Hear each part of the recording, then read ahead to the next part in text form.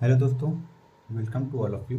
तो जैसा कि पिछले वीडियो में हमने पृष्ठीय क्षेत्रफल और आयतन के बारे में पढ़ा था। पार्ट 1 में हमने 13.1 और 13.2 के इम्पोर्टेंट क्वेश्चन को फॉलो कर लिया था। तो आज के वीडियो में हम लोग इसका भाग 2 पढ़ेंगे और इसमें हम लोग 13.3 और 13.4 के इम्पोर्टेंट क्वेश्चन को हल करेंगे। उसके पहले यहाँ पर मैंने एक आकृति बनाया हुआ है। इस आकृति को छिन्नक कहते हैं। जब हम लोग किसी शंकु के ऊपरी हिस्से को काट दें और ये जो बेस वाला हिस्सा था इसके समांतर काटें, जो आकृति प्राप्त होती है वह छिन्नक होती है। या फिर ये समझिए, जो पीने का गिलास होता है, जब उस पीने गिलास को हम लोग उल्टा पलट के रख दें तो ये कुछ इसी प्रकार का होगा। तो ये जब छिन्नक की बात करेंगे तो इसके संबंधित प्रश्नों को हमको 13.4 में हल करना होगा। इसलिए मैंने इसके कॉन्सेप्ट को यहाँ पर बताना जो है उचित समझा। तो जब छिन्नक आता है, छिन्नक में दो तरह की त्रिज्याएं होती हैं। तो आपको दिख रहा होगा यहाँ पर दो वृत्ताकार हिस्से दिख रहे होंगे, एक नीचे वाला एक ऊपर वाला। एक वृत्ताकार हिस्सा बड़ा है और एक वृत्ताकार हिस्सा छोटा है। तो हम लोग छोटे वाले वृत्ताकार हिस्से की त्रिज्या को एक स्मॉल आर मान लेते हैं और जो बड़ा वाला वृत्ताकार भाग है इसकी त्रिज्या को कैपिटल आर मान लेते हैं। और ये क्या होगी, इसकी ऊंचाई हो गई और इसे क्या कहते हैं, छिन्नक की तिर्यक ऊंचाई एल। तो इसके थ्रू हमको इससे रिलेटेड तीन सूत्र प्राप्त होते हैं। इसमें पहला सूत्र क्या होता है, छिन्नक की धारिता। धारिता का तात्पर्य छिन्नक के आयतन से होगा। छिन्नक की धारिता, और धारिता किसके बराबर होती है छिन्नक की, यह होती है 1/3 पाई आर ब्रैकेट में एक मिनट रुकिए, यहाँ पर देखिए आर नहीं, यहाँ पर एच होगा, पाई एच ब्रैकेट में कैपिटल आर स्क्वायर मतलब बड़े वाले वृत्त की त्रिज्या प्लस स्मॉल आर स्क्वायर मतलब छोटे वाले वृत्त की त्रिज्या मतलब जो वृत्ताकार भाग है, और plus capital R into small R. कुछ लोग इसको R one into R two के रूप में भी दिखाते हैं। ये तो हो गया छिन्नक की धारिता। उसके बाद बढ़ते हैं छिन्नक का वक्र पृष्ठीय क्षेत्रफल। मतलब वक्र पृष्ठीय क्षेत्र मतलब ये जो गोलाकार भाग है, मतलब इसके क्षेत्र इसमें यह क्षेत्रफल नहीं जुड़ेगा। जो वृत्ताकार भाग है इसमें यह क्षेत्रफल नहीं जुड़ता है। फिर ये गोलाकार जो इसका मोड़ा पोर्शन होता है उसका क्षेत्रफल आता है। जैसा कि मैंने लास्ट वीडियो में बताया था, तो छिन्नक का वक्र पृष्ठीय क्षेत्रफल और ये बराबर होता है पाई एल ब्रैकेट में capital R plus small R. ये तो वक्र पृष्ठीय क्षेत्रफल हो गया। लेकिन छिन्नक का कुल पृष्ठीय क्षेत्रफल निकालना हो, छिन्नक का कुल पृष्ठीय क्षेत्रफल ये बराबर हो जाएगा पाई एल ब्रैकेट में capital R small R plus pi capital R square plus pi small R square. ये जो फॉर्मूला मिला है हमको छिन्नक का कुल पृष्ठीय क्षेत्रफल का मिला है। कुल पृष्ठीय क्षेत्रफल में जब ये और ये दोनों का क्षेत्रफल जुड़ जाए तो इनके अलग अलग क्षेत्रफल को हमने यहाँ पर ऐड कर दिया है। और जब तिर्यक ऊंचाई यल निकालना हो, अगर ना दिया हो और यल निकालना हो, तो छिन्नक की तिर्यक ऊंचाई यल किसके बराबर हो जाएगी, यह बराबर हो जाएगी l equal to under root cap h square plus capital r minus small r का होल स्क्वायर। तो ये कुछ फॉर्मूले रहे हैं छिन्नक से रिलेटेड। तो चलिए इसी साथ 13.3 और 13.4 के कुछ इंपॉर्टेंट क्वेश्चन को देखते हैं। यहाँ पर मैंने उन क्वेश्चन को लिखा हुआ है। तो पहले क्वेश्चन में क्या कहा जा रहा है कि क्रमशः 6 सेंटीमीटर, 8 सेंटीमीटर और 10 सेंटीमीटर त्रिज्या वाले धातु के 3 ठोस गोलों को पिघलाकर एक बड़ा ठोस गोला बनाया जाता है।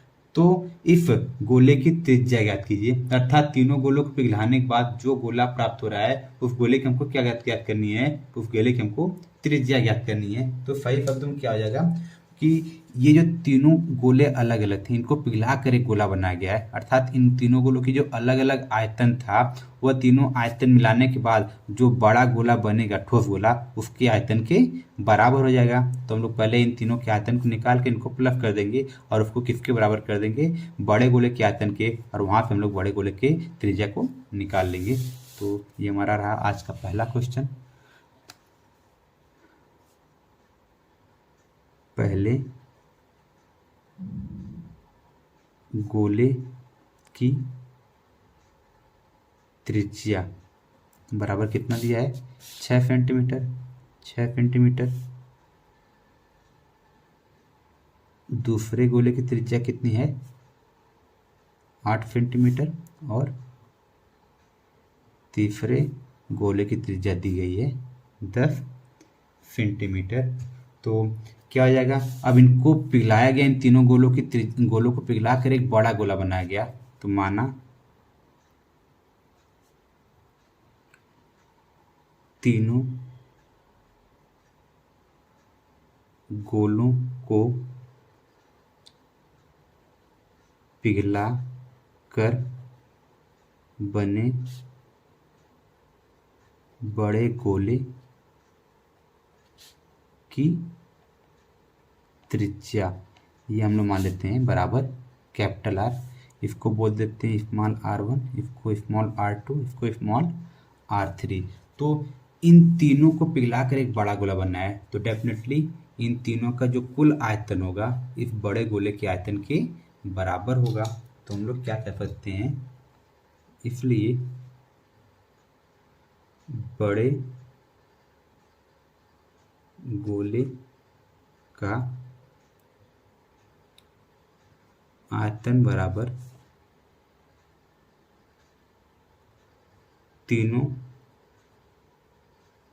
गोलों का कुल आयतन। तो गोले के आयतन का सूत्र क्या होता है, गोले का आयतन का सूत्र हमारे पास है 4/3 पाई, बड़े गोले के लिए हमने क्या लिया है त्रिज्या r लिया है, तो हो जाएगा r³ बराबर, यहाँ पर देखिए पहले वाला क्या हो जाएगा 4/3 पाई, देखिए सब में कॉमन आएगा, 4/3 पाई सब में आएगा, तो इसको कॉमन कर लेते हैं। ब्रैकेट में क्या मिल जाएगा r1³ plus r2³ plus r3³। तो 4/3 पाई 4/3 पाई पे कट जाएगा, तो ये हमको कितना मिल जाएगा कैपिटल r³ मिल जाएगा बराबर, ब्रैकेट में r1³ मतलब 6 का क्यूब प्लस r2³ मतलब 8 का क्यूब और r3³ मतलब 10 का क्यूब। अब जब वैल्यूज पुट कर देंगे तो ये हमको कितना मिल जाएगा, इम्प्लाइज करके ये हमको मिल जाएगा r³ बराबर 6 का क्यूब मतलब 216, 8 का क्यूब मतलब 512 और 10 का क्यूब मतलब 1000।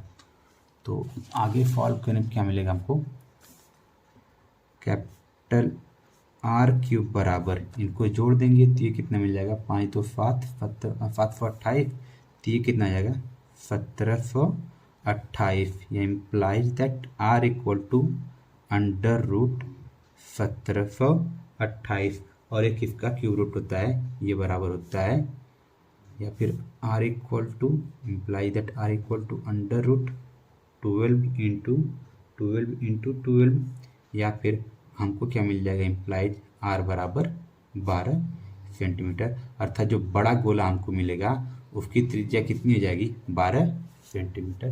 तो देखिए यहाँ पर हमको क्या बोला गया था, तीनों गोलों को पिघला कर एक बड़ा गोला बनाया गया था, अर्थात इस गोले का अपना आयतन रहा होगा, इस गोले का अपना आयतन रहा होगा, इस गोले का अपना आयतन रहेगा। जब तीनों आयतन आपस में मिल गए हैं तब बड़े गोले का निर्माण हुआ है। तो हमने क्या किया, इस बड़े गोले के आयतन को इन तीनों गोलों के आयतन के बराबर दिखाकर यहाँ पे r की वैल्यू निकाल लिया है, अर्थात बड़े गोले की त्रिज्या निकाल लिया है, जो किसके बराबर आया है 12 सेंटीमीटर के बराबर आया है। तो ये रहा हमारे आज के पहले क्वेश्चन का हल। इसी के साथ बढ़ते हैं अगले क्वेश्चन की तरफ। अगले क्वेश्चन में क्या बोला जा रहा है, व्यास 12 सेंटीमीटर और ऊंचाई 15 सेंटीमीटर वाले एक लंबवृत्तीय बेलन के आकार का बर्तन आइसक्रीम से भरा हुआ है। तो बेलन की बात कर रहा है, तो यहाँ पर हम लोग मान लेते हैं। चलिए अगले पन्ने से इसको हल करते हैं।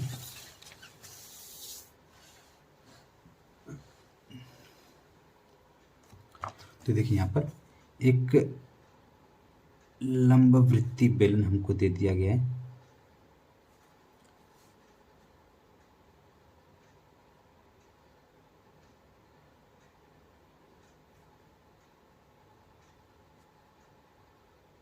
ये बेलन हो गया, और इसको क्या बोला गया है व्यास 12 सेंटीमीटर, अर्थात ये जो इसका व्यास है ये दिया गया है 12 सेंटीमीटर, अर्थात इसकी त्रिज्या कितनी हो जाएगी, ये मिल जाएगी 6 सेंटीमीटर। और ऊंचाई 15 सेंटीमीटर। इसकी जो ऊंचाई बोली गई है ये, इसको बोला गया है 15 सेंटीमीटर। ये हो गया 15 सेंटीमीटर। अब क्या बोला जा रहा है कि इसमें आकार के बर्तन आइसक्रीम भरा हुआ है। ये पूरा इसमें क्या भरा हुआ है, आइसक्रीम भरा हुआ है। अर्थात इस आइसक्रीम का अगर आयतन की बात किया जाए तो आइसक्रीम का आयतन कितना होगा, जितना इस बेलन का आयतन होगा। ये हो गया। उसके बाद क्या कहा जा रहा है, इस आइसक्रीम को ऊंचाई 12 सेंटीमीटर और व्यास 6 सेंटीमीटर वाले फंकों में भरा जाना है। तो अर्थात ये फंकु है, तो ये हो जाएगा फंकु। ठीक, तो ये फंकु हो गया। तो बोला जा रहा है कि फंकु की ऊंचाई 12 सेंटीमीटर है। अर्थात ये जो ऊंचाई फंकु की है इसको क्या बोला गया है, 12 सेंटीमीटर। और इसका जो व्यास है इसको 6 सेंटीमीटर बोला गया है। तो इसकी त्रिज्या कितनी हो जाएगी, 3 सेंटीमीटर हो जाएगी। तो जिसका ऊपरी सिरा अर्धगोलाकार है, देखिए बात यहीं पर खत्म नहीं हुई। तो यहाँ पर इसका ऊपरी सिरा अर्धगोलाकार भी है। तो अब देखिए कुछ इस प्रकार से इसका अर्धगोलाकार हिस्सा बनेगा। तो जब जो त्रिज्या फंकु की होगी वही त्रिज्या अर्धगोलाकार भाग की भी होगी। तो क्या कहा जा रहा है, उन फंकों की संख्या ज्ञात कीजिए जो इस आइसक्रीम से भरे जा सकते हैं। तो सीधे शब्दों में ये पूरे आइसक्रीम को ऐसे ही फंकों में भरना है। तो मान लेते हैं ऐसे n फंकु हैं, तो n फंकु में जो आयतन आएगा आइसक्रीम का वो किसके बराबर हो जाएगा, इस पूरे आयतन की, मतलब इस पूरे जो बेलन का आयतन है जिसमें जिस बेलन में आइसक्रीम भरे हुए हैं, इस बेलन के कुल आयतन के बराबर क्या हो जाएगा। ये जो फंकों में भरे जा रहे हैं आइसक्रीम उनका आयतन। लेकिन देखिए इसमें दो तरह से आयतन निकालना होगा। तो फर्स्टली ये पूरा फंकु को पहले भरा जाएगा। तो फंकु का आकार कैसा है, ये फंक्वाकार है, तो फंकु के आयतन के बराबर भरा जाएगा। लेकिन भरने के बाद इसका ऊपरी हिस्सा ये जो अर्धगोलाकार है ये भी तो आ रहा है। तो हम लोग इस अर्धगोलाकार भाग की भी आयतन को निकालेंगे। और हमको इन फंकों की संख्या याद करनी है। तो हम लोग क्या करेंगे, ये हम लोग n मान लेते हैं। तो n फंकु और प्लस अर्धगोले का आयतन बराबर किसके हो जाएगा, इस बेलन के आयतन के बराबर। तो वहाँ से हम लोग n की वैल्यू प्राप्त कर लेंगे। तो चलिए पहले इन वैल्यूज को रख लेते हैं जो दिया हुआ है। बेलन की त्रिज्या बराबर, व्यास दिया है 12 सेंटीमीटर, त्रिज्या कितना आ जाएगा 6 सेंटीमीटर। बेलन की ऊंचाई कितना हो गया है, ये बराबर हो जाएगा 15 सेंटीमीटर। आगे क्या दिया हुआ है, आगे दिया गया है शंकु की त्रिज्या। देखिए व्यास थी 6 सेंटीमीटर, त्रिज्या कितनी है 3 सेंटीमीटर। शंकु की त्रिज्या बराबर 3 सेंटीमीटर और शंकु की ऊंचाई कितनी दी गई है 12 सेंटीमीटर। शंकु की ऊंचाई बराबर 12 सेंटीमीटर। और देखिए यहाँ पर ये जो अर्धगोलाकार भाग है इसकी भी त्रिज्या कितनी है 3 सेंटीमीटर। तो अर्धगोलाकार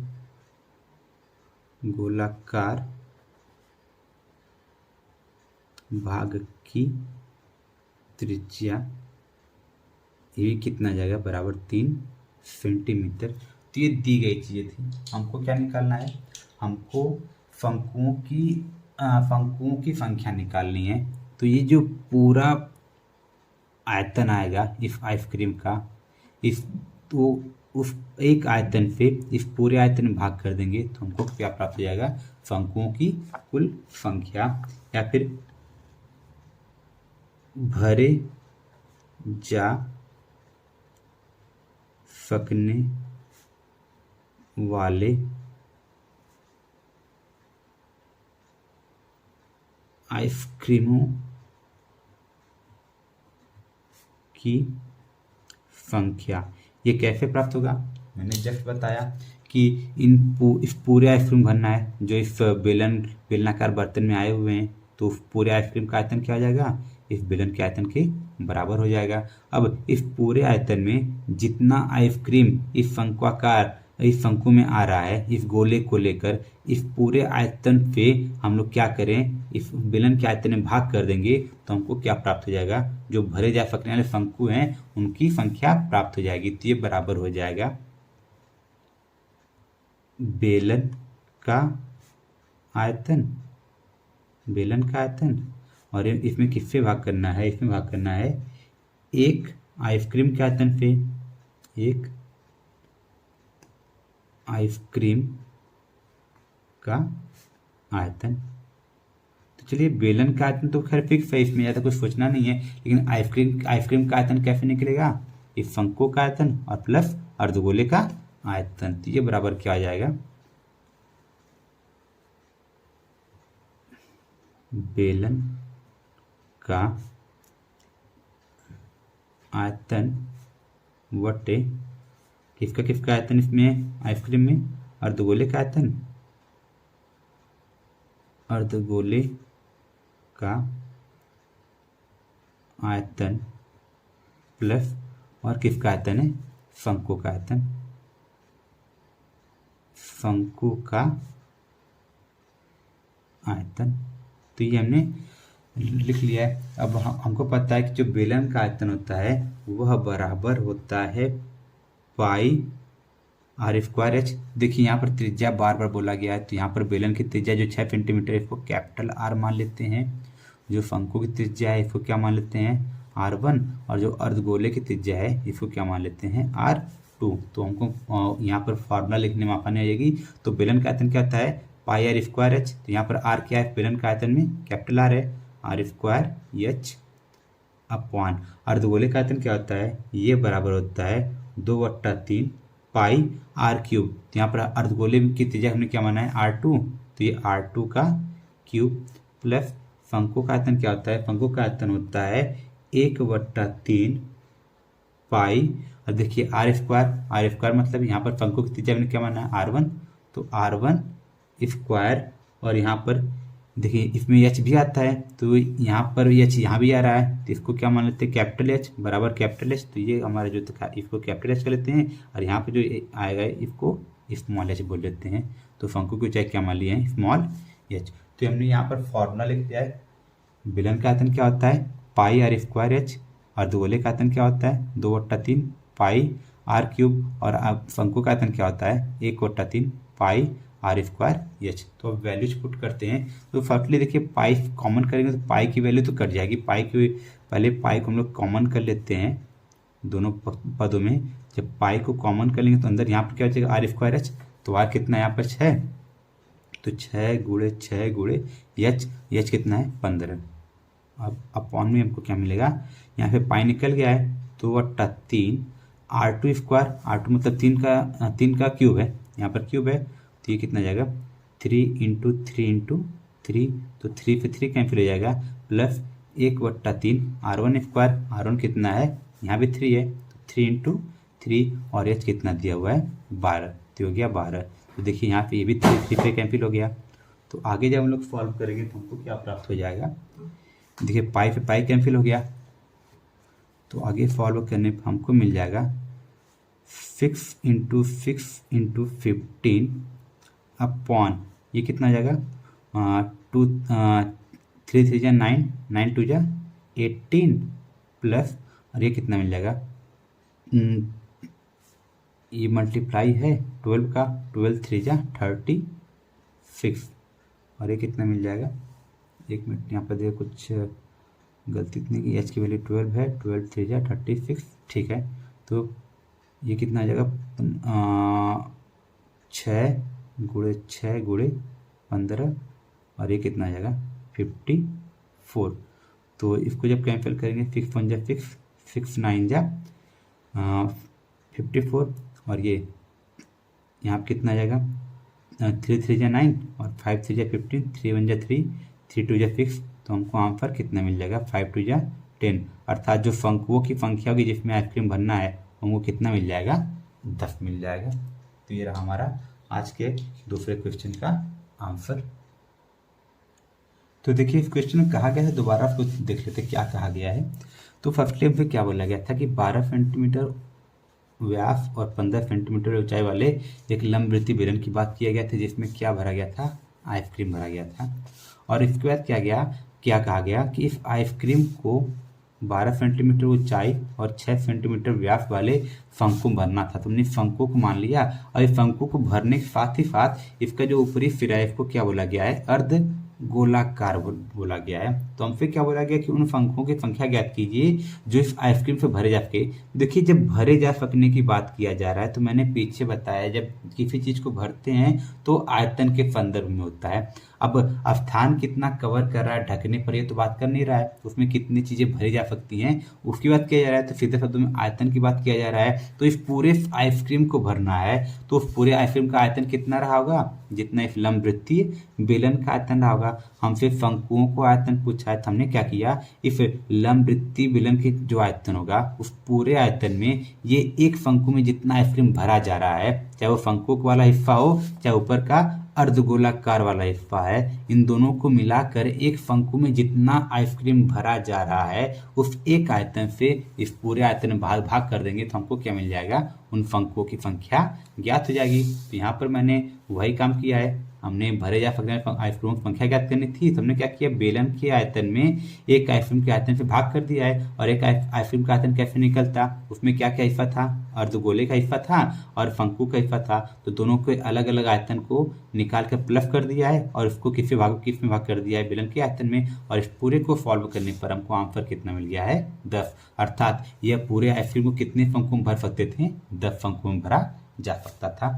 तो ये रहा हमारे इस क्वेश्चन का आंसर। तो इसी के साथ बढ़ते हैं अगले क्वेश्चन की तरफ, उसको अगले पन्ने से सॉल्व करते हैं।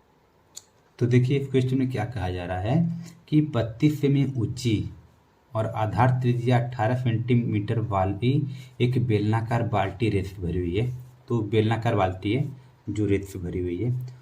तो भरने की बात कर दिया तो आयतन की बात कर दिया है। देखिए भरी हुई बात कर दी तो आयतन की बात कर दिया है। इसके बाद क्या कहा जा रहा है, इस बाल्टी को भूमि पर खाली किया जाता है, मतलब जितना भी रेत है उसको भूमि पर पलट दिया गया, खाली कर दिया गया और इस रेत की एक शंक्वाकार ढेरी बनाई गई। अब जो रेत जब पलटा गया है तो उससे क्या बनाया गया है, एक शंक्वाकार ढेरी। तो जो ढेरी बना होगा तो डेफिनेटली यह ढेरी इसी रेत से बनाया गया है जो बेलनाकार बाल्टी में होगी। अर्थात जो बेलनाकार बाल्टी का आयतन रहा होगा और ये शंक्वाकार ढेरी जो बना है उसका आयतन, दोनों आयतन तो बराबर होंगे, ये बात यहाँ पर क्लियर हो गई है। उसके बाद क्या कराया जा रहा है कि यदि शंक्वाकार ढेरी की ऊंचाई 24 सेंटीमीटर है तो इस ढेरी की त्रिज्या ज्ञात कीजिए और तिर्यक ऊंचाई ज्ञात कीजिए। तो देखिए जो त्रिज्या का सूत्र होता है वह शंक्वाकार ढेरी के आयतन में आता है। तो शंक्वाकार ढेरी के आयतन को हम लोग किसके बराबर कर देंगे, बेलनाकार बाल्टी के आयतन के बराबर करके वहां से त्रिज्या निकालेंगे और जैसे त्रिज्या प्राप्त हो जाएगी, ऑलरेडी यहाँ पर ढेरी की ऊंचाई दिया गया है तो वहां से हम लोग तिर्यक ऊंचाई निकाल देंगे, जिसका फॉर्मूला हमको पता है, यल इक्वल टू क्या होता है, √h² प्लस r²। तो ढेरी बनाया गया है शंकु के आकार का, तो कुछ ऐसा बना होगा।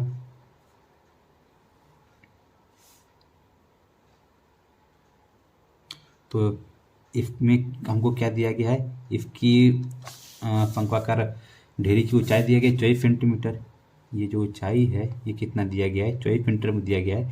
इसको पूछ रहा है और इससे पूछ रहा है, यल को पूछ रहा है और ये आर को पूछ रहा है। तो चलिए जो जो दिया है उसको लिख लेते हैं।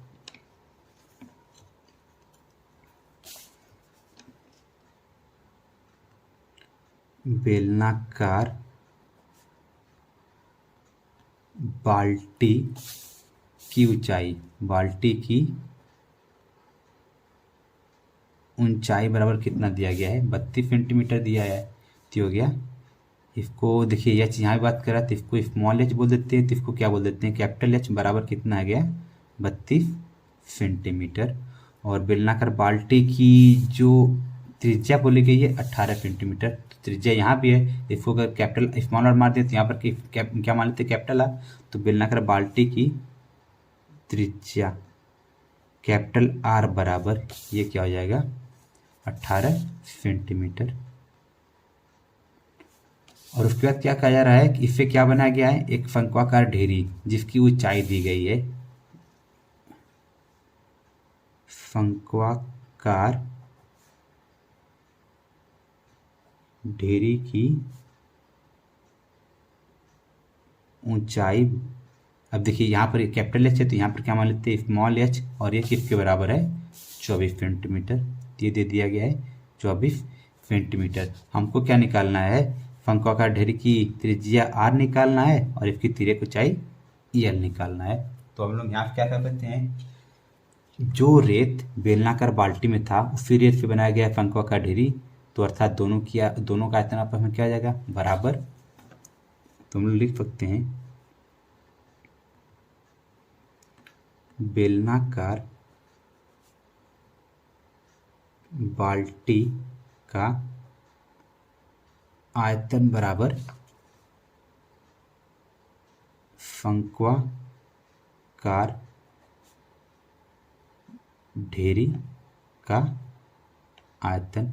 और बेलन का आयतन क्या होता है, बेलन का आयतन होता है बराबर पाई कैपिटल आर स्क्वायर एच। देखिए आर स्क्वायर होता है, जहाँ पर हमने इसका त्रिज्या कितना माना है, कैपिटल आर माना है, और ऊंचाई कितना माना है, स्मॉल कैपिटल एच माना है, और एक इसके बराबर हो जाएगा। फंक्वाकार का आयतन क्या होता है, 1/3 पाई आर स्क्वायर एच होता है। तो यहाँ पर पाई आर स्क्वायर क्या मतलब, यहाँ पर स्मॉल आर है आर स्क्वायर और यहाँ पर स्मॉल एच। तो हमको यहाँ से आर की वैल्यू निकाल सकते हैं। देखिए पाई से पाई तो कैंसिल हो जाएगा। अब हमको निकालना है स्मॉल आर, तो ये इम्प्लाइज क्या करेगा, यहाँ पे देखते हैं स्मॉल आर स्क्वायर बराबर इस 3 का मल्टीप्लाई कर देंगे तो 3 into R square, capital R square मतलब 18 का स्क्वायर मतलब 18 गुणे 18 इंटू कैपिटल एच ये कितना है 32 अपॉन ये कितना आ जाएगा, अपॉन में कितना है स्मॉल एच की वैल्यू है 24। तो ये 3 पे इसको कैंसिल करेंगे तो ये कितना मिल जाएगा 8 और 8 1 जा 8 8 4 जा 32। तो देखिए अब यहाँ से हमको स्मॉल आर मिल जाएगा अंडर रूट 18 इंटू 4 को क्या लिख सकते हैं 2 इंटू 2, तो पेयर में मिल गया है। तो यहाँ से हमको स्मॉल आर कितना मिल जाएगा, ये मिल जाएगा 18 इंटू 2 इक्वल टू 36 सेंटीमीटर। अर्थात जो ढेरी की त्रिज्या हो गई है वो कितनी मिल गई है, वो हमको मिल गई है 36 सेंटीमीटर। अब हमको क्या निकालना है, हमको निकालना है तिर्यक ऊंचाई, ढेरी की तिर्यक ऊंचाई यल बराबर ये क्या हो जाएगा, ये हो जाएगा under root H square plus R square. तो ये कितना हो जाएगा बराबर अंडर रूट एच स्क्वायर मतलब ऊंचाई कितनी थी 24, तो 24 का स्क्वायर प्लस आर स्क्वायर ये कितना है 36, तो 36 का स्क्वायर। तो देखिए कैलकुलेशन लंबा सकता है, इसमें यहाँ पर एक 7 मीटर अप्लाई कर सकते हैं। 24 क्या लिख सकते हैं 12 प्लस या फिर हाँ 12 गुणे 2 का स्क्वायर, यानी कि 12 का स्क्वायर गुणे 2 का स्क्वायर प्लस 36 क्या लिख सकते हैं 12 का स्क्वायर गुणे 3 का स्क्वायर। तो यल बराबर हमको क्या मिल जाएगा अंडर रूट, देखिए 12 स्क्वायर कॉमन हो जाएगा तो ये हो जाएगा 12 स्क्वायर ब्रैकेट में कितना बचेगा 2 का स्क्वायर प्लस 3 का स्क्वायर, 2 का स्क्वायर प्लस 3 का स्क्वायर। देखिए ये तो ब्रैकेट से बाहर नहीं आएगा, लेकिन यहाँ पर पेयर बन गया है 12 इंटू 12 का, तो ये हमको यल इक्वल कितना मिल जाएगा 12 कड़ी में 2 का स्क्वायर 4, 3 का स्क्वायर 9, 9 9 4 13, तो 12 कड़ी में 13 सेंटीमीटर। ये हमको आंसर मिल गया इस ढेरी की तिर्यक ऊंचाई का। तो इस प्रकार से ये रहा हमारा अगला क्वेश्चन जिसका सॉल्यूशन हमने कर लिया है। तो अब बढ़ते हैं हम आज के अगले क्वेश्चन की तरफ। तो अगले क्वेश्चन में क्या कहा जा रहा है, एक तुर्की टोपी शंकु के छिन्नक के आकार का है। यदि इसके खुले सिरे की त्रिज्या 10 सेंटीमीटर है तथा ऊपरी सिरे की त्रिज्या 4 सेंटीमीटर है और टोपी की तिर्यक ऊंचाई 15 सेंटीमीटर है, तो इसे बनाने में प्रयुक्त पदार्थ का क्षेत्रफल ज्ञात कीजिए। तो पहले इसके फिगर को बना लेते हैं। छिन्नक की बात किया तो इस वीडियो की स्टार्टिंग में मैंने छिन्नक की बात बताया था। तो टोपी कुछ कैसी बनेगी, टोपी की आकृति कुछ इस प्रकार की होगी।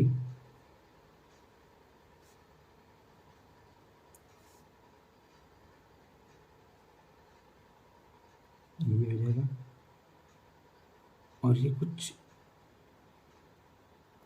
ऐसा हो जाएगा, ठीक है। तो हो गया।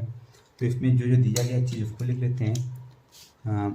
इसके खुले फिरे की त्रिज्या 10 सेंटीमीटर है। देखिए खुला फिरा है, ये जब टोपी पहनेंगे तो ऐसा खुला रहेगा, तो इसकी जो त्रिज्या दिया गया है इसे बोल दिया गया है 10 सेंटीमीटर, अर्थात कैपिटल आर बराबर। और इसकी जो बंद फिरा है इसकी त्रिज्या कितना बोला गया है, ऊपरी फिर त्रिज्या 4 सेंटीमीटर, मतलब यहाँ पर ये कितना है 4, ये किसकी ओर हो जाएगा स्मॉल आर के। और क्या बोला है इसकी तिर्यक ऊंचाई, अर्थात ये जो ऊंचाई दी गई है ये दिया गया है 15 सेंटीमीटर। 15 सेंटीमीटर इसकी हो गई तिर्यक ऊंचाई। तो क्या कहा जा रहा है, इसे बनाने में प्रयुक्त पदार्थ का क्षेत्रफल ज्ञात कीजिए। तो देखिए कपड़ा कहाँ कहाँ लगेगा ऐसे टॉपिक बनाने में, यहाँ पर लगेगा और इसके इस मुड़े हुए पोर्शन पे, अर्थात यहाँ पर हम लोग किसका क्षेत्रफल निकालेंगे, इस मुड़े हुए अर्थात वह के पृष्ठीय क्षेत्रफल निकाल लें और इसका जो ऊपरी वृत्ताकार भाग है इस वृत्ताकार भाग का क्षेत्रफल निकाल के दोनों को प्लस कर लेंगे तो जिसमें प्रयुक्त पदार्थ होगा उसका क्षेत्रफल प्राप्त हो जाएगा। तो हमको जो दिया हुआ है उसको लिख लेते हैं। तो दिया है टोपी की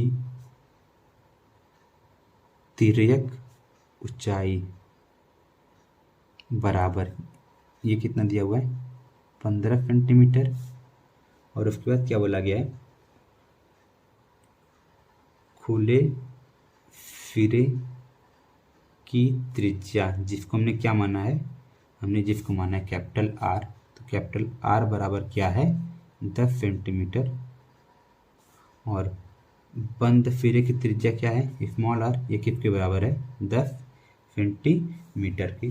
तो हमको क्या बताना है, जो प्रयुक्त पदार्थ है इसको बनाने में उसका क्षेत्रफल। तो टोपी को बनाने में प्रयुक्त पदार्थ का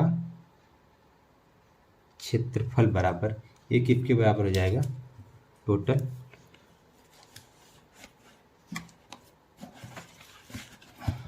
तो देखिए जो चीज़ दिया हुआ तो मैंने उसको यहाँ पर लिख लिया है, इसको कॉपी को अरेंज नहीं कर पाया था तो ये हमने लिख लिया है। अब जब इसको आगे फॉलो करेंगे तो हमको क्या मिलेगा, बराबर करके देखिए इसका ये वक्र पृष्ठीय क्षेत्रफल और ये वृत्ताकार भाग का क्षेत्रफल, तो ये बराबर हमको मिल जाएगा पाई एल ब्रैकेट में capital R plus small R और प्लस ये क्षेत्रफल हो गया इसके वक्र पृष्ठ का। अब इसका क्षेत्रफल चाहिए तो ये किसके बराबर हो जाएगा पाई, यहाँ पर स्मॉल आर माने हैं तो स्मॉल आर स्क्वायर। तो वैल्यू पुट करेंगे तो पाई कॉमन ले लेते हैं, तो ये पाई कॉमन हो जाएगा तो बाई 45 हमने कॉमन लिया। ब्रैकेट में क्या बचेगा, यहाँ पर यल कितना है 15 सेंटीमीटर और ये हो गया, और ये ब्रैकेट में कितना है R plus R, capital R 10 है और स्मॉल आर 4 है, 10 4 14 प्लस यहाँ पे पाई कॉमन हो गया तो आर स्क्वायर का मतलब क्या हो गया है, जो त्रिज्या छोटी त्रिज्या आर है तो आर स्क्वायर मतलब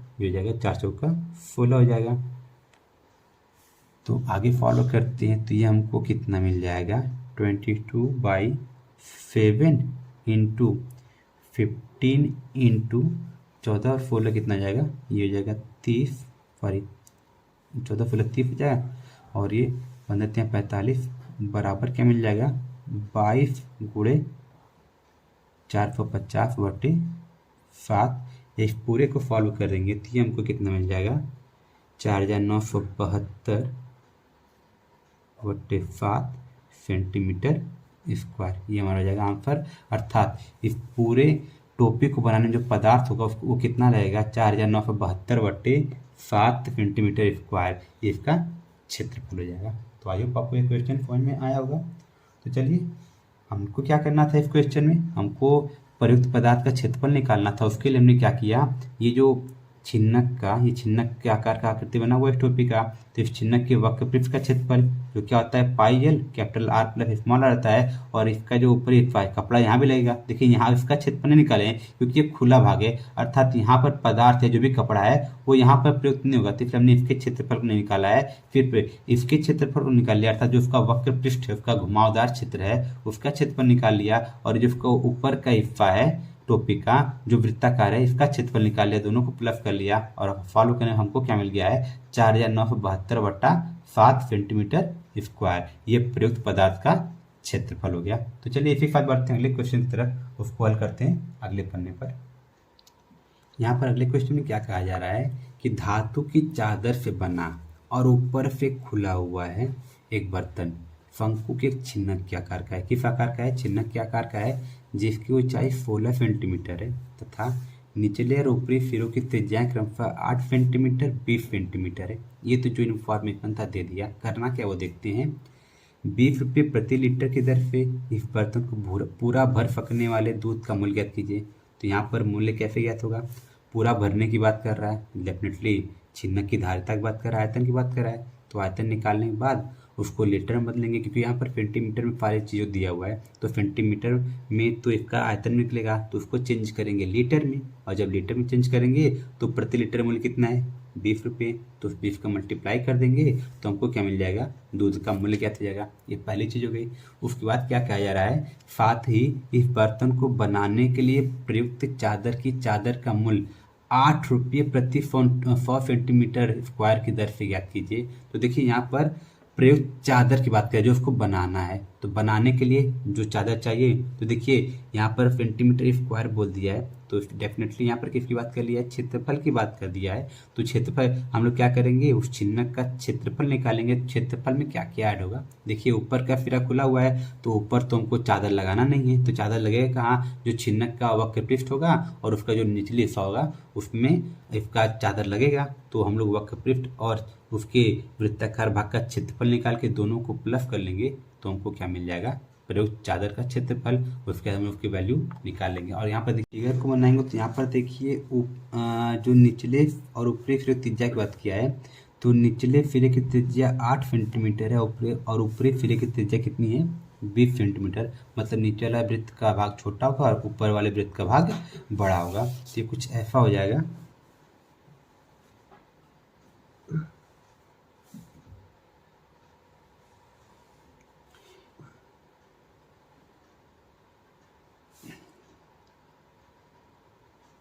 देखिए यहाँ पर कुछ थोड़ा सा टेढ़ा हो गया है, तो ये थोड़ा सही कर लेते हैं। तो ये हो गया। तो ये हो गया हमारा छिन्नक के आकार का बर्तन, जिसका ऊपरी सिरा खुला हुआ है और ये भरा पड़ा है। और इसकी जो त्रिज्या, निचले सिरे की त्रिज्या कितनी है? 8 सेंटीमीटर। ये त्रिज्या कितनी हो गई? 8 सेंटीमीटर। और ऊपरी सिरे की त्रिज्या कितनी दी गई है? ये दिया गया 20 सेंटीमीटर। और क्या बोला गया है? ऊंचाई 16 सेंटीमीटर है। ये जो ऊंचाई हमको प्राप्त है इस छिन्नक की, यह है 16 सेंटीमीटर। तो हमको क्या ज्ञात करना है? हमको इसमें दूध का मूल्य ज्ञात करना है, जो इसमें दूध भरा जाएगा। तो हम लोग इसके लिए क्या करें? इसकी धारिता ज्ञात कर लें। तो जो दिया गया है पहले उसको लिख लेते हैं। तो दिया गया है बर्तन की ऊंचाई h बराबर, ये 16 सेंटीमीटर है, 16 सेंटीमीटर। ऊपरी सिरे की त्रिज्या, बड़ी वैल्यू होती है कैपिटल आर मान लेते हैं, 20 सेंटीमीटर। निचले सिरे की त्रिज्या स्मॉल आर बराबर है कितना है? 8 सेंटीमीटर। तो ये हमको जो दिया गया है वो निकाल लिया। तो हम क्या निकाल लें? बर्तन की धारिता छिन्नक है, तो छिन्नक की धारिता निकालेंगे। तो बर्तन की धारिता बोल लें या फिर क्या बोल लें? आयतन। तो आयतन बराबर ये कितना आ जाएगा? 1/3 पाई h ब्रैकेट में R square small R square plus capital R into small R. तो जब वैल्यूज को पुट करेंगे तो हमको कितना मिल जाएगा? 1/3। और पाई की वैल्यू देखिए इसमें बोला गया है 3.14 लेने के लिए। तो हमने पाई की वैल्यू कितना ले लिया? 3.14 गुणे एच की वैल्यू कितनी है? 16 ब्रैकेट में कैपिटल आर कितना है? 20 है का स्क्वायर प्लस स्मॉल आर, इसकी वैल्यू कितनी है? 8 का स्क्वायर प्लस 20 गुणे 8। इसको चलिए इसको सॉल्व करते हैं। तो हमको सॉल्व करने में क्या मिलेगा? 1/3 गुणे 3.14 गुणे 16। तो 20 का स्क्वायर मतलब 400, 8 का स्क्वायर मतलब 64, और ये कितना आ जाएगा? 160 बराबर। अब ये कितना आ जाएगा? 1/3 गुणे 3.14 गुणे 16 गुणे इसको ऐड करेंगे तो 4 × 5 = 5 × 5 = 8 और ये हो जाएगा 624। तो रुकिए मैं वीडियो को पॉज करके इसके कैलकुलेशन को कर लेता हूँ, आप लोग कैलकुलेशन अपना अलग से कर लीजिए। देखिए वो क्या मिलेगा, 3 पे इसको देखिए कैंसिल कर सकते हैं तो 3 × 2 = 6 और ये 0 और 3 × 8 = 24। इसको सॉल्व करेंगे तो हमको मिल जाएगा 3.14 गुणे और इन दोनों का मल्टीप्लाई हमको मिल जाएगा 3328 और इस पूरे का मल्टीप्लाई करेंगे तो ये हमको मिल जाएगा 10,449.92 सेंटीमीटर क्यूब। देखिए हमसे पूछा गया क्या गया है, हमसे पूछा गया है 20 रुपये प्रति लीटर की दर से इस बर्तन को पूरा भर पकने वाले दूध का मूल्य ज्ञात कीजिए।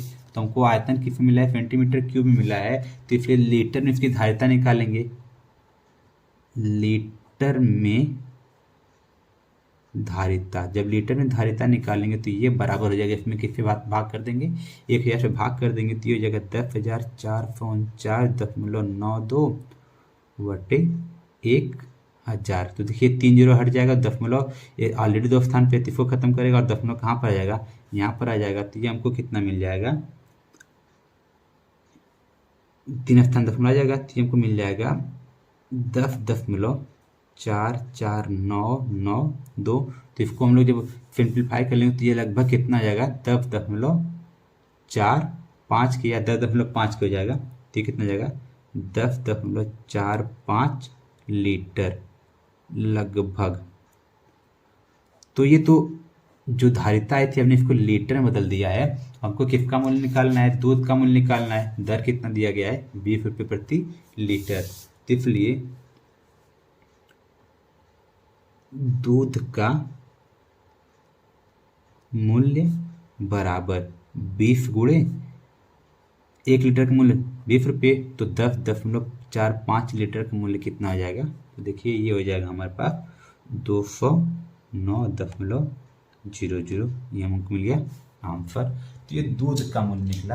अभी हमारा क्वेश्चन खत्म नहीं हुआ है, क्वेश्चन में और क्या कहा जा रहा है, यहाँ तक का काम तो खत्म हो गया है। साथ ही बर्तन को बनाने के लिए प्रयुक्त धातु की चादर का मूल्य ज्ञात करना है, जो कि क्या दर दिया गया है, 8 रुपये प्रति 100 सेंटीमीटर स्क्वायर की दर पे। ये धातु की चादर का क्षेत्रफल निकालना है, तो क्षेत्रफल निकालने के लिए हमको तिर्यक ऊंचाई यल की भी जरूरत पड़ेगी। तो मैंने आपको बताया है चिन्ह की तिर्यक ऊंचाई कैसे निकालते हैं। तिर्यक ऊंचाई यल बराबर ये होता है √h² plus capital R minus small r का होल स्क्वायर। तो हमको बराबर मिल जाएगा √h² कितना है, 16 का square plus capital R 20 small r 8। तो हमको मिल जाएगा बराबर √16 का स्क्वायर कितना हो जाएगा, 256। और देखिए 20 में से 8 जाएगा 12 और 12 का स्क्वायर कितना हो जाएगा, 144। और यल बराबर कितना मिल जाएगा, √400 और ये कितना मिल जाएगा 20। अर्थात ये जो तिर्यक ऊंचाई मिल गई है वह 20 सेंटीमीटर मिल गई है। तो अब यहाँ से हम लोग क्या निकाल सकते हैं, इस चिन्ह का क्षेत्रफल।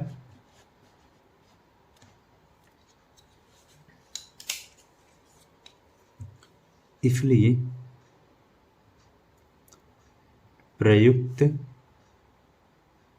धातु का क्षेत्रफल जो किसके बराबर होगा, चिन्ह के क्षेत्रफल के बराबर होगा। तो इसलिए हम चिन्ह का क्षेत्रफल निकालेंगे और फिर हमको क्या पता चल जाएगा, प्रयुक्त धातु का क्षेत्रफल पता चल जाएगा। चिन्ह का क्षेत्रफल क्या होता है, पाई यल ब्रैकेट में capital R plus small r। तो मैंने देखिए बताया है, जब ये ऊपरी सिरा खुला हुआ है, इस चिन्ह का जो ऊपरी सिरा ये खुला हुआ है, तो धातु तो यहाँ पर यूज किया नहीं जाएगा, यहाँ पर यूज करेंगे और इसके निचले सतह पर यूज करेंगे। तो हमको किसका क्षेत्रफल चाहिए, चिन्ह का वक्र पृष्ठीय क्षेत्रफल चाहिए, और जो निचले सिरे का ये वृत्ताकार भाग है इसका क्षेत्रफल चाहिए। तो दोनों को प्लस कर लेंगे तो चिन्ह का वक्र पृष्ठीय क्षेत्रफल क्या होता है, यह बराबर होता है पाई एल इंटू ब्रैकेट में r प्लस स्मॉल r, और इसमें क्या जोड़ देंगे, नीचे का क्षेत्रफल वृत्ताकार भाग का। तो ये कितना आ जाएगा, पाई r स्क्वायर। तो अब वैल्यू पुट करेंगे तो पाई कॉमन हो जाएगा, तो पाई का कॉमन कर लेंगे तो यल की वैल्यू हमको क्या मिली है, बी को ऊपर से 20 मिली है और आर प्लस आर मतलब 20 प्लस 8 और प्लस आर स्क्वायर मतलब क्या, स्मॉल आर स्क्वायर मतलब 8 का स्क्वायर, ये कितना हो जाएगा 64। तो वैल्यू पुट करेंगे तो पाई की वैल्यू कितना लेना है 3.14, ब्रैकेट में कितना मिल जाएगा 20 प्लस 8 28, तो 20 गुणे 28 प्लस 64, तो ये कितना मिल जाएगा 28 दूना 56, 3.14 गुणे 560 गुण प्लस रुकिए ये और ये प्लस रहेगा 64 और ये बराबर 3.14 560 में 64 जोड़ेंगे तो ये कितना मिल जाएगा 624 और इनका मल्टीप्लाई करेंगे तो ये हमको कितना मिल जाएगा 1959.36 सेंटीमीटर स्क्वायर। तो ये धातु का क्षेत्रफल हो गया है। चूंकि 8 रुपये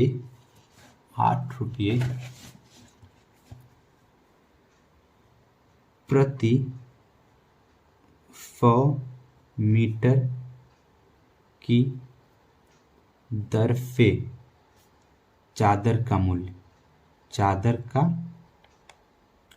मूल्य बराबर, देखिए 8 रुपये दिया हुआ है लेकिन ये प्रति 100 मीटर पे दिया गया है। इसका मतलब हम इस पूरे में 8 का मल्टीप्लाई तो करेंगे ही, लेकिन साथ ही साथ क्या करेंगे 100 से डिवाइड भी करेंगे। तो ये हमको किसके बराबर मिल जाएगा, ये हमको मिल जाएगा यहाँ पर 8/100 गुणे 1959.36 और इसको जब पूरे को फॉलो करेंगे तो ये हमको बराबर मिल जाएगा ₹156.75। इसको आप कैलकुलेशन कर लीजिएगा, मैंने इसका कैलकुलेशन पहले कर लिया है। जो आंसर कितना मिलेगा 156.75 रुपये, अर्थात धातु के जो चादर का मूल्य हो जाएगा वो कितना आ जाएगा 156.75। 100 से भाग क्यों किया गया है, क्योंकि ये 8 रुपये प्रति 100 सेंटीमीटर का दर है। 1 सेंटीमीटर का दर होता तो हम लोग सीधे सीधे 8 का मल्टीप्लाई कर देते हैं, लेकिन प्रति 100 सेंटीमीटर की बात किया गया है इसलिए हमने 100 का यहाँ पर भाग कर दिया है। तो ये रहा हमारा इस क्वेश्चन का आंसर। तो आई होप आपको इस क्वेश्चन समझ में आएगा। देखिए करना क्या था, ये हमारे पास ये छिन्नक के आकार का एक बर्तन था धातु का। तो इसमें पहले दूध का मूल्य ज्ञात करना था, तो दूध इसमें भरते हैं तो ऐसा दूध का आयतन निकालना था। दूध के आयतन को हमने निकाला तो पहले वो सेंटीमीटर क्यूब में आया, इस सेंटीमीटर क्यूब को हमने किस में बदल दिया, लीटर बदल दिया। और दूध का मूल्य 20 रुपये प्रति लीटर था तो 20 का मल्टीप्लाई कर दिया इस पूरे में, तो हमको 209 रुपये मिल गया दूध का मूल्य। उसके बाद क्या बोला गया कि धातु के चादर का मूल्य ज्ञात कीजिए, जहाँ पर जिसका मूल्य 8 रुपये प्रति 100 मीटर की तरफ है। तो यहाँ पर हमने धातु के चादर का पहले क्षेत्रफल निकाला, कितना चादर प्रयुक्त हुआ है, तो वहाँ पर हमने क्षेत्रफल निकाला तो वो कितना मिल गया 1959.36 सेंटीमीटर स्क्वायर। और इसमें 8/100 से भाग गुणा कर दिया तो हमको धातु के चादर का मूल्य क्या मिल गया है 156.75। तो ये रहा हमारा इस प्रश्न का उत्तर। तो ये रहे 13.3 और 13.4 के इम्पॉर्टेंट क्वेश्चंस जो इस बार एग्जाम में पूछे जा सकते हैं। तो इसी साथ मैं आज के वीडियो लेक्चर को समाप्त कर रहा हूँ। अगले वीडियो लेक्चर में हम लोग 15वें दिन के लेक्चर को पढ़ेंगे, जहाँ पर हम लोग सांख्यिकी को प्रारंभ करेंगे और उसमें जो भी इम्पोर्टेंट क्वेश्चन जो एग्जाम में पूछे जा सकते हैं उनको डिस्कस करेंगे। तो इसी साथ मैं आज के वीडियो लेक्चर को समाप्त कर रहा हूँ। Thank you.